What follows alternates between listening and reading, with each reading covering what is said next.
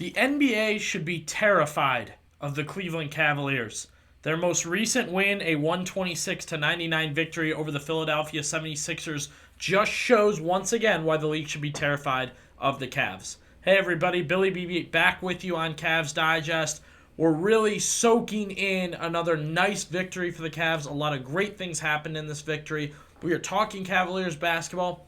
Be sure to join us through what is an excellent season. The Browns are wrapping up. They never deserved your attention since Week 4. Week 5, the Guardians, say what you want about their trades. They're trading guys away. Invest your time in a team going for it, punching for a championship, playing exciting basketball, embracing the city. Everybody's talking about them.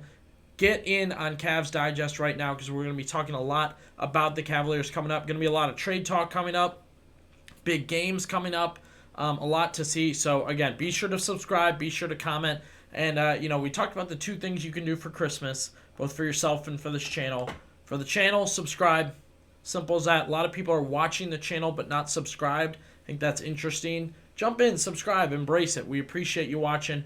And then for yourself, I said it in the last video if you missed it or if you forget what I said. Cavs have played in a ton of Christmas Day games. A ton. Thanks to LeBron, mainly. So many good games to watch and to replay. I do it every Christmas. I love rewatching it.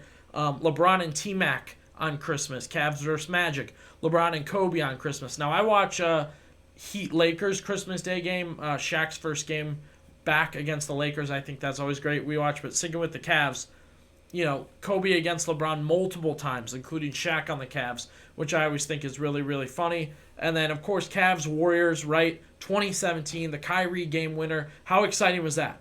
It's unbelievable. It's memorable. It might be the greatest basketball game Christmas Day-wise, right? There's been a lot of good matchups, but Christmas Day-wise, that's a top one. I think a lot of even non-Cavs fans agree with that one. So be sure to check in on that. Getting to the Cavaliers, like I said, this is a group the league needs to be terrified, scared of, concerned with, watching, whatever verbiage you want to use with the Cavaliers. A 126-99 win over the Philadelphia 76ers.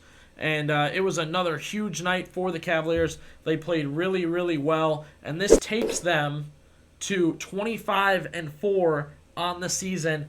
And, the rest of the league, especially the Eastern Conference, should be concerned with them for multiple reasons. And we're going to go over them. First thing I'll say, drop down in the comments. What should the league be most paying attention to with the Cavs? What is the evidence that they need to see this team as a threat, see this team as legit, and pay attention to them as the season goes on? So first things first, in this 126-99 win, and it was a huge night for Evan Mobley. We'll jump into that towards the end of the video specifically. This was a back-to-back in late December. The Cavaliers have a lot of basketball left to play. This is a back-to-back in late December. This game or the Bucks game before it was definitely the sort of game where you stumble, right? So just an off-night shooting. You just want to get to the break. You just want to get to, holidays, traveling, your knees sore. You played this many in a row, blah, blah, blah. And they're so deep and they're so well knit together. They're running the system. They're moving the ball so well that a game like this, they could not do so. They dominated the 76ers. I understand the 76ers situation, and I understand the Bucks were missing Dame Lillard. But again, it's a back-to-back in late December. This should show the Cavs are just plowing through the season.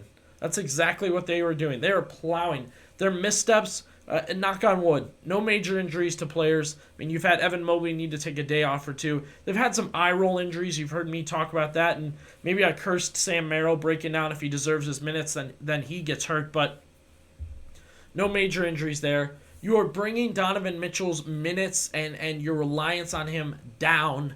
I don't predict, pending, obviously his body doing what it does, but he's not going to have that same hurt knee going into the playoffs, let alone having to guide through a 7-game series and then into Boston. You're getting big nights from different guys every single night. You're not trying to run the same thing over and over again, the same formula to victory. Saturday's a great opportunity when you're just kind of saying, all right, it's Evan Mobley's night, which again, we'll jump into in just a second. Evan Mobley going off. Darius Garland staying consistent. He had a good night too, running through it. I mean, Mobley 22, 13, and 7. Almost a triple-double there. And a good night for Darius Garland, 26, 5, and 4. It's going to kind of get lost how good of a night Darius Garland had, how well Darius Garland has played this season for the Cavaliers. I mean, it's been so fun to watch. The Cavs are fun to watch. And again, you give a lot of credit to their head coach making the most of this roster, monitoring minutes. Mobley at 30, Mitchell under 30 minutes in that game. You love to see it. Garland, 26 minutes. I mean, Mobley was the only starter to hit 30. Everybody else under that. And then he uses that bench well, and he's still incorporating guys like Jalen Tyson and Craig Porter into, again, a 126-99 win that takes the Cavaliers to 25-4 on the season. If you're the Celtics, if you're the Knicks, if you're the Magic, if you're the Bucks, and the Bucks have gotten themselves together lately, you kind of feel like you're waiting for the Cavaliers to fall off, waiting for the Cavaliers to skid, and they haven't. And there's no signs they will. They stay consistent, and they're getting it from different guys. If the Cavs were dominating because Donovan Mitchell's putting up 27 a night, close to 30 a night, you'd be like, all right, well, he can't do this all season. Like I said, they're catching teams. A lot of teams are hurt. I mean, you look down that list. Guys are hurt on every single team, or one of those teams on that list is having an off year. Sixers, the biggest example. The Knicks are still meshing.